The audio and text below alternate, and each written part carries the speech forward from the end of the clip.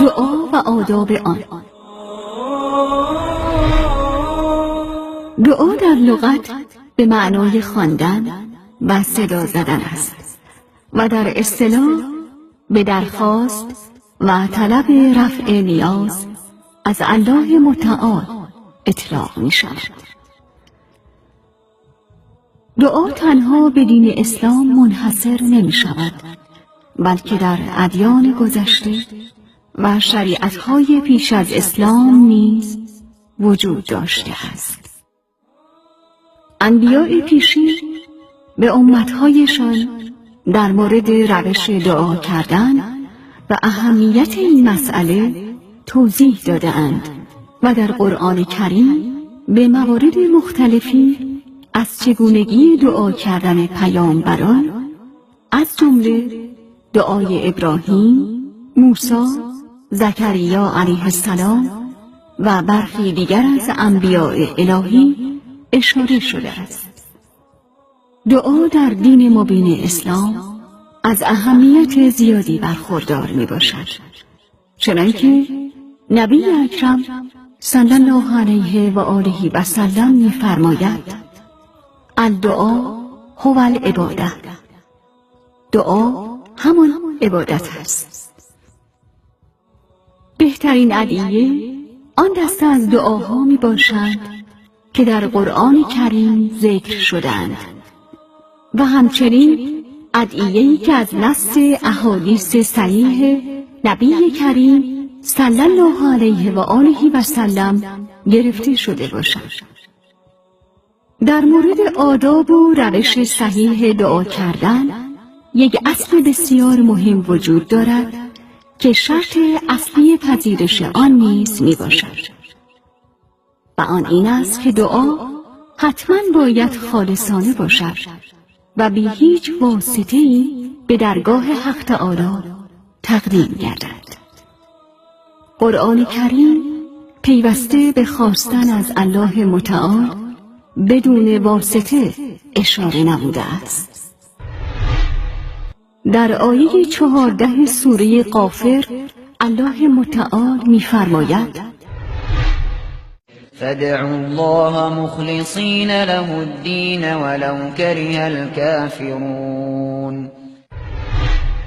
پس الله را مخلصانه و در حالی بخوانید که دین و عبادت را خاص او می‌گردانید، هرچند برای کافران ناخوشایند باشد.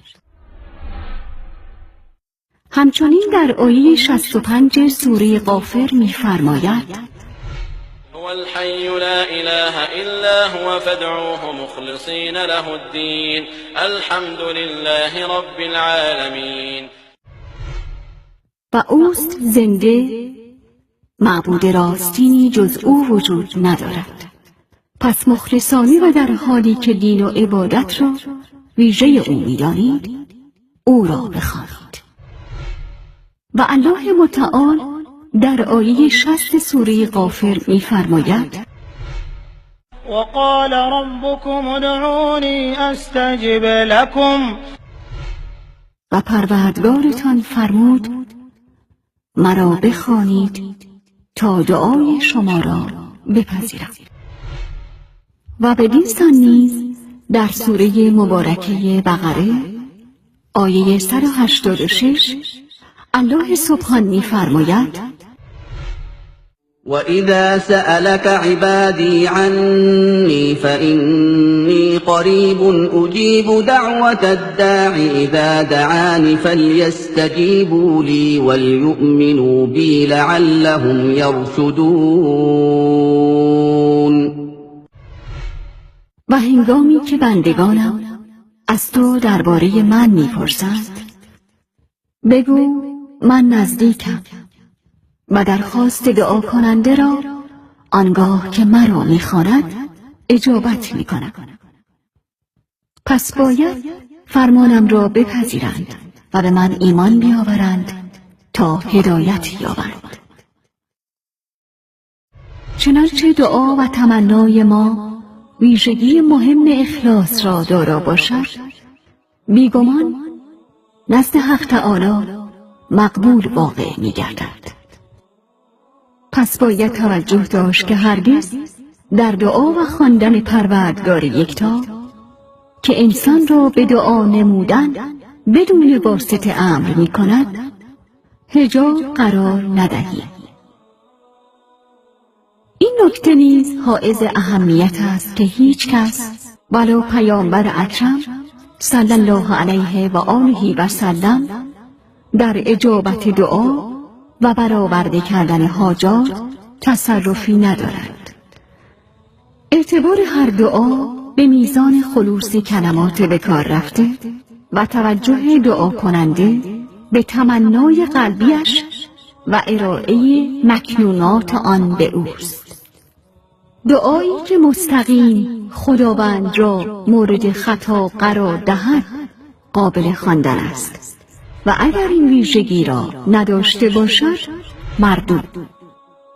به یاد داشته باشید که آن رب رحیم هر لحظه منتظر رجوع و توجه و انابه بندگان است و شخصی که از دعا و خواستن از الله متعال سرباز زند متکبر محسوب می شود و انسانی که ذره غرور و تکبر در دلش باشد از ورود به بهشت محروم خواهد شد. نکته دیگری که لازم است انسان مسلمان برای استجابت دعایش در نظر داشته باشد این است که از خوردن مال حرام به شدت پرهیز نماید، چرا که یکی از دلایلی که باعث می شود دعای انسان مورد قبول واقع نگردد خوردن مال حرام می باشد. پس اگر به دنبال اجابت دعایتان هستید همیشه سعی و تلاشتان بر این باشد که روزی حلال کسب نموده و اجتزاء نمایید. از موارد دیگر که مانع از اجابت دعا می شوند ارتکاب گناه و معصیت و قطع پیوند خویشاوندی می باشد. پس این نکته ضروری را نیز مد نظر داشته باشید که هرگز پیوند و ارتباط خویشاوندی را کوچک و بی ارزش نشمارید، چرا که در اسلام به این مورد توصیه و سفارش بسیاری شده است. از آداب دعا و سنت‌های آن این است که پیش از آغاز دعا به سوی قبله روی آورده و دستها را به سوی آسمان بالا برده و با حمد و سپاس الله متعال و درود بر نبی بزرگوارش صلی الله علیه و آله و سلم دعای خود را آغاز نمایید. این نکته را به یاد داشته باشید که اجابت دعا به عمل نمودن به اوامر الهی و دوری از نواهی و محرمات و همچنین امید داشتن به اجابت از جانب الله متعال برمیگردد. اما اجابت دعا به سه شکل صورت میپذیرد. این که در همین دنیا استجابت شده و خواسته و نیاز دعا کننده از سوی الله به وی اعطا می شود.